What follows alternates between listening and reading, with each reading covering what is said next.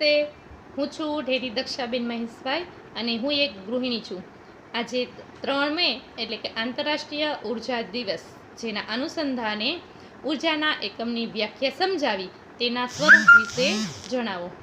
તો સૌપ્રથમ મિત્રો એ જાણવું જરૂરી છે કે ઉર્જા એટલે શું. તો કોઈ પણ વસ્તુની કાર્ય કરવાની ક્ષમતા એટલે કે ઉર્જા. દાખલા તરીકે જોઈએ તો સાયકલ ચલાવવી, ઘાસ કાપવું એ વગેરે ઉર્જાના ઉદાહરણો છે. હવે જોઈએ ઉર્જાના સ્વરૂપ વિશે. ઉર્જાના મુખ્યત્વે 2 સ્વરૂપ જોવા મળે છે, જેમાં પહેલું છે નવીકરણીય ઉર્જા, જેને અંગ્રેજીમાં રિન્યુએબલ એનર્જી સોર્સેસ કહેવાય છે. જે ઉર્જાને બીજી વાર બનાવી શકાય અથવા તો બની શકે એ ઉર્જાને નવીકરણીય ઉર્જા કહે છે. દાખલા તરીકે જોઈએ એમાં પવન ઉર્જા. તો પવન ઉર્જાનો ઉપયોગ નદી ઉપર પવનચક્કી ચલાવી અને ભૂમિગત જળ નીકાળવા માટે થાય છે.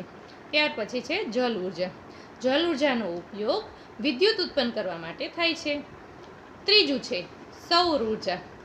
સૌર ઉર્જા એટલે કે સૂર્ય દ્વારા પ્રાપ્ત થાય છે, એટલે કે એ ઉર્જા અપાર ગણાય છે અને એનો ઉપયોગ રસોઈ બનાવવા માટે, કપડાં સુકવવા માટે, અનાજ સુકવવા માટે થાય છે. આ થયા નવીકરણીય ઉર્જાના ઉદાહરણો. ત્યાર પછી જોઈએ અનવીકરણીય ઉર્જા, જેને અંગ્રેજીમાં નો રિન્યુએબલ એનર્જી સોર્સેસ કહેવાય છે. જે ઉર્જાને ફરીથી બનાવી ન શકાય અથવા તો બની ન શકે એ ઉર્જાને અનવીકરણીય ઉર્જા કહે છે. તો એમાં જોઈએ તો પહેલું છે કોલસો. તો કોલસો એ કાર્બન, હાઇડ્રોજન અને ઓક્સિજનનું મિશ્રણ છે. એનો ઉપયોગ આપણે ઘરમાં, હોટલમાં અને ટ્રેન ચલાવવામાં થાય છે. ત્યાર પછી છે પેટ્રોલિયમ. તો પેટ્રોલિયમ ઘટ, કાળો, ચીપચીપું અને ગંધયુક્ત પદાર્થ છે, જેનો ઉપયોગ ઉદ્યોગ ધંધામાં અને કારખાનામાં થાય છે. ત્યાર પછી છે પેટ્રોલિયમ ગેસ. પેટ્રોલિયમ ગેસ એ મુખ્યત્વે મિથેન વાયુથી બનાવેલો હોય છે. આજે આપણા ઘણા બધા એવા રાજ્ય છે, જેમાં છે ત્રિપુરા, મુંબઈ, એમાં પેટ્રોલિયમ ગેસનો ઘણું બધું ઉત્પાદન થાય છે.